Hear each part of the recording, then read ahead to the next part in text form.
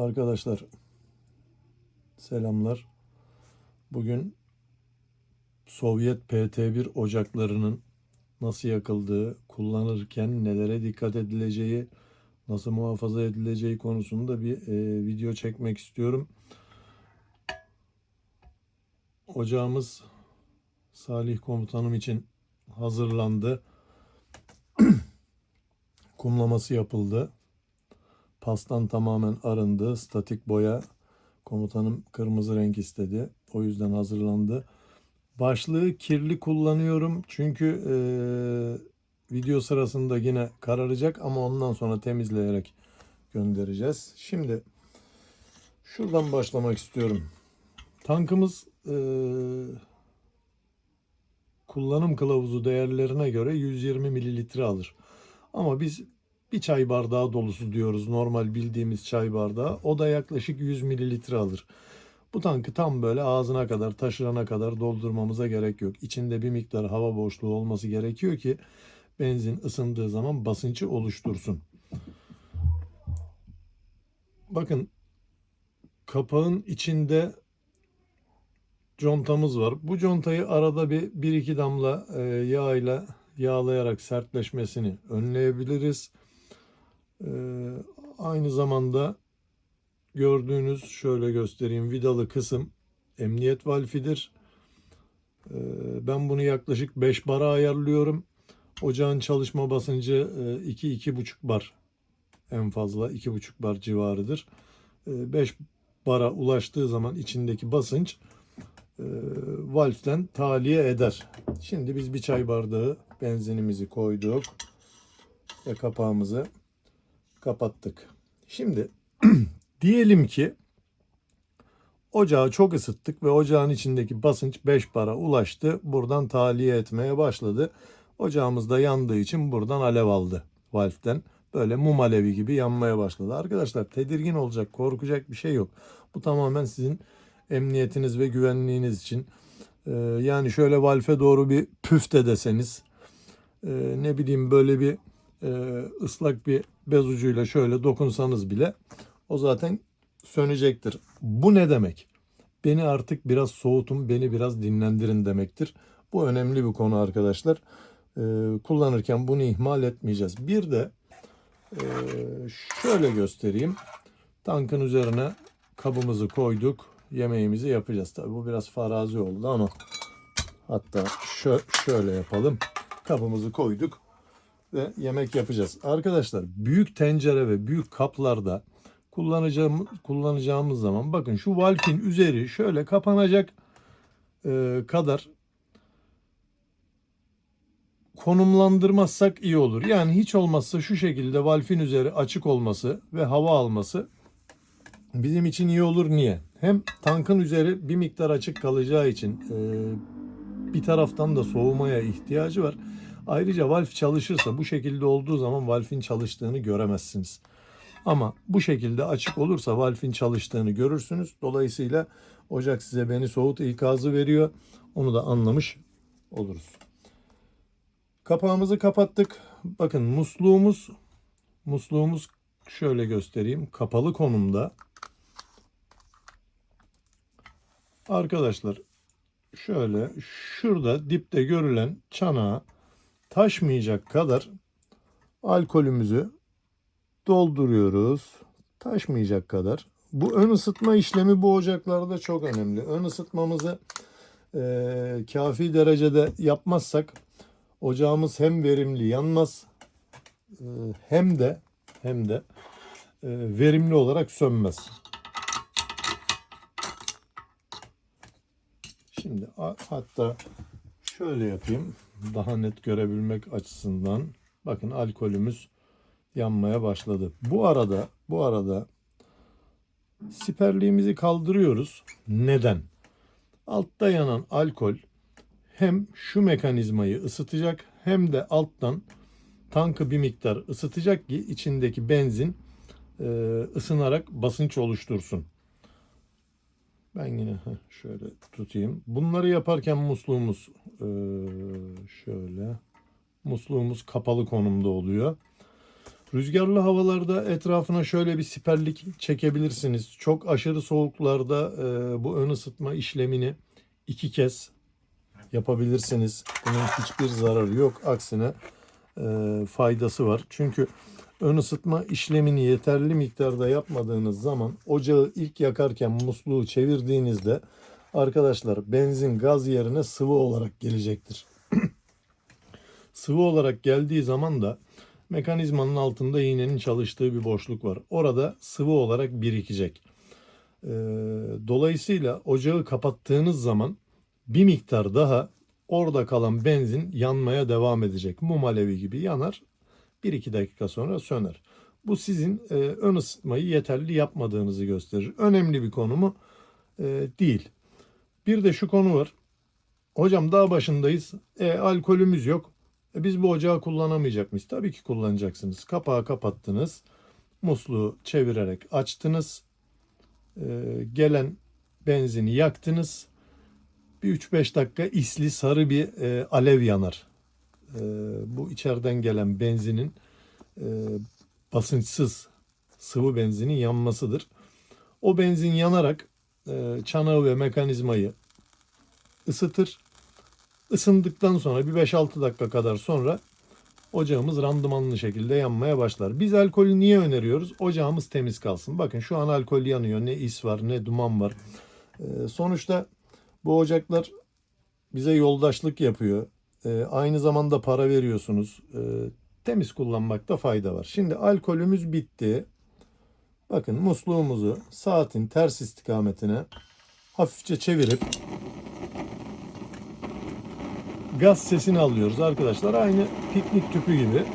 Ve ocağımız yandıktan sonra siperliğimizi artık indiriyoruz. Tankın çok daha fazla ısınmaması için. Şurada bir yanmayan kısım var. O tamamen başlıkla alakalı arkadaşlar. O bir problem değil. Ocağı kullanırken bakın şu kol lütfen üzerinde tutmayın. El değer, ayak değer. Devrilir. İstenmeyen sonuçlar ortaya çıkar. O yüzden bunu üzerinde tutmanızı istemiyorum. Arkadaşlar ocaklarımız kapalı ortamlarda kullanılmak için tasarlanmamıştır ve bunun için üretilmemiştir. Ancak zaruri durumlarda karavanınızda ya da evinizde, bakın çadırın içinde önermiyorum. Çadır polyester kumaştır. Arkadaşlar anında alev alır. Çadırın içinde hiçbir surette önermiyorum. Ancak karavan içinde olur, evde olur. Kullanırken altına bakın şunun gibi bir metal tepsi koyabiliriz. Sonuçta bunlar pul yapısıdır. En azından tepsiyi tutup camdan aşağı atma şansınız var. Ama halının üstünde, tezgahın üstünde yakarsınız. Bakıma ihtiyacı vardır, fark etmemişsinizdir. Bir yerinden bir benzin akıtır. Arkadaşlar bir anda alev alırsınız. O yüzden güvenlik amacıyla bu ocakların hepsini kapalı alanlarda kullanırken lütfen altına bir metal tepsi koyalım. Bir söylemek istediğim husus daha. Arkadaşlar akaryakıt alevini yani benzin, motorin, gaz yağı, alkol gibi yakıtların alevini söndürmek için üzerine su falan dökmenize gerek yok. Yapacağınız tek bir şey var. Havayla temasını kesmek. Bunun da en güzel yolu ıslak havlu ya da ıslak kalın bir bezi üzerine atmaktır. Bu bilgi de aklınızın bir yerinde bulunsun. Şimdi ocağımız şöyle kısık konumda. Bakın ocağı açtıkça alev yükseliyor, yükseliyor, yükseliyor, yükseliyor. Bir yerden sonra bakın şimdi tekrar kısılmaya başladı ama halbuki ben açmaya devam ediyorum. Arkadaşlar bu ocağı sürekli olarak kullanacağınız kısıklık ayarı sıfır noktasıyla alevin en yüksek olduğu noktadır. Niye? Siz bu kolu açmaya devam ettikçe içindeki iğne memeyi temizlemek için yukarı doğru hareket eder. Bakın. Bir miktar yani Alevin en yüksek olduğu konumdan sonra daha da çevirmeye devam ederseniz artık iğnenin ucu, bakın gördünüz mü, yine kısılıyor. Memeye geldi. Şimdi sürekli olarak bu kısıklıkta kullanırsanız ne olur? İğnenin ucunu eritip memeye yapıştırırsınız. Yani kaynatmış olursunuz. Ondan sonra biz yine ocak nedeniyle sizinle görüşmek durumunda kalırız. Tabii ki görüşeceğiz. Ocaklar bizim dostluğumuzun sürmesi için bir bahane. Ama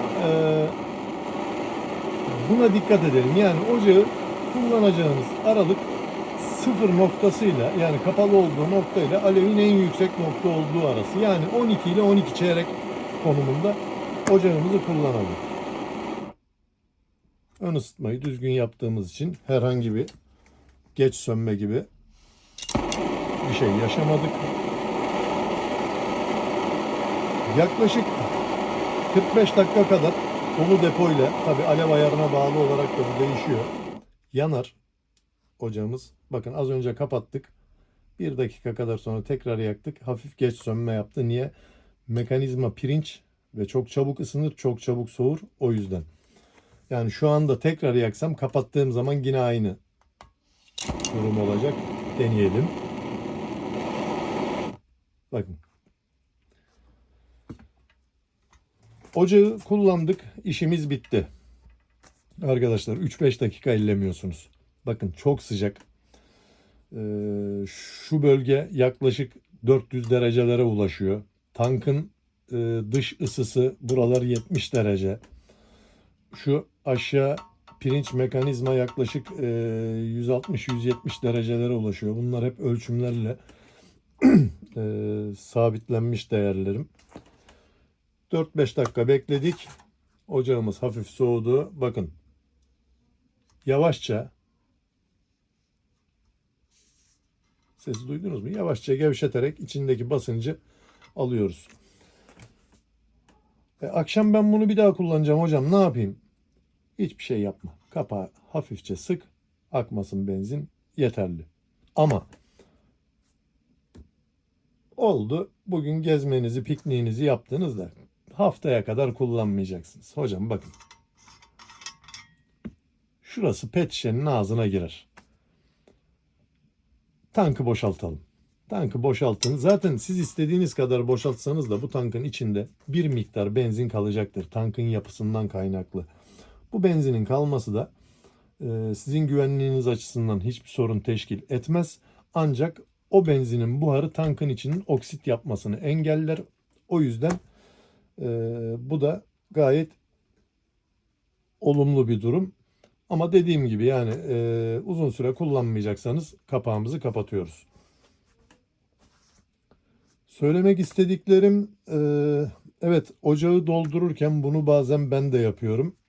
Benzini koyarken oldu taşırdık. Şimdi arkadaşlar, biz ocakhane olarak tüm ocaklarımızı en güzel pas ve korozyon temizleme yöntemi olan kumlama yöntemiyle temizliyoruz ki ömürlük olsun ve statik boya kullanıyoruz. Statik boyanın dayanma derecesi yaklaşık 220-240 derecedir. Orijinal boyası bile zamanla belli yerleri, sürekli yüksek ısıya maruz kalan yerleri zaten orijinal boyası da yanıyor, bozuluyor. Ben ısı boyası da denedim. Isı boyası da benzine dayanıklı değil. Bir damla benzin aktığı zaman yapış yapış olup boya da akıyor. O yüzden hem ısıya hem yakıta en dayanıklı boya şimdilik statik boya olduğu için ben bunu kullanıyorum. Gelelim konumuza. Benzini koyarken oldu taşırdık, aktı.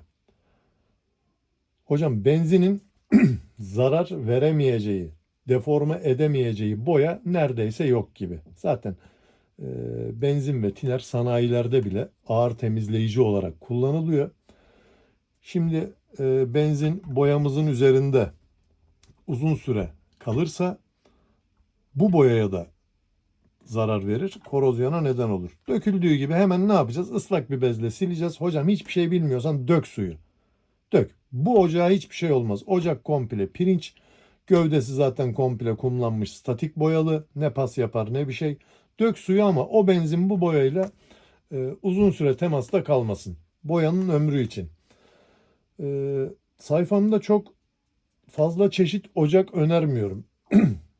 Şöyle izah edeyim. Her çeşit ocaktan satabilirim. Benim gayem farklı. Ben sadece restore ettiğim, bakımını yaptığım, hiç olmazsa bir vidasını sıktığım ocakları satıyorum. Alsat yapmıyorum. Alsat yaptığım bir ya da iki çeşit ocak da var. Arkadaşlar bu ocaklar da gerçekten zor bulunan ocaklar ve çok kıymetli ocaklar.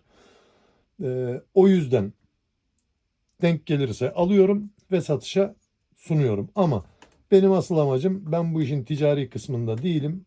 Hani bir galerici, bunu bir araba olarak düşünürsek ben galerici değilim.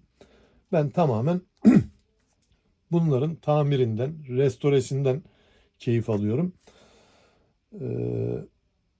Bu ocaklar, şunu söyleyeceğim, evet, konu dağılmasın. Sayfamda çok fazla ocak paylaşmıyorum. Paylaştığım ocaklar genelde Sovyet ocakları, Rus ocakları gibi. E, Tamiri mümkün. Bir dünya para veriyorsunuz. Bunu performans olarak size geri veren, tamiri mümkün ve ömürlük ocakları sayfamda paylaşıyorum. Birkaç tane marka var. Gerçekten çok kaliteli marka. Ama yedek parça konusunda biz o arkadaşlara bağımlı kalıyoruz. Kalmıyoruz da onlar öyle istiyor. Ocak ismi vermeyeceğim. Arkadaşlar, bu ocaklar, bütün parçalarını ocakhane olarak kendimiz yapıyoruz. Üretebiliyoruz. Bu yüzden de önerdiğim ocaklar genelde bu ocaklar. Paramparça edin, tekrar gönderin. Biz yine elimizden geleni yaparız. Ben ocakhane olarak her zaman ocaklar bizim diyorum. Sadece kullanma hakkı sizin. Herhangi bir problemde gece 2'de 3'te bile olsa bana mutlaka ulaşın. Niye ulaşın? Hocam ben evimdeyim ya da iş yerindeyim. Hani e, problem yok. Uykum 10 dakika bölünsün. Hiç önemli değil ama sen dağ başında aç kaldıktan sonra ne bu ocağa verdiğin para ne de benim verdiğim emek yerini bulmuş oluyor. O yüzden kafanıza takılan en ufak bir sorunda dahi bana dönüş yapmanızı istiyorum. Şimdilik söylemek istediğim konular bu kadar. İzlediğiniz için çok teşekkür ediyorum. Bir başka videoda görüşmek üzere. Herkese saygılar, sevgiler.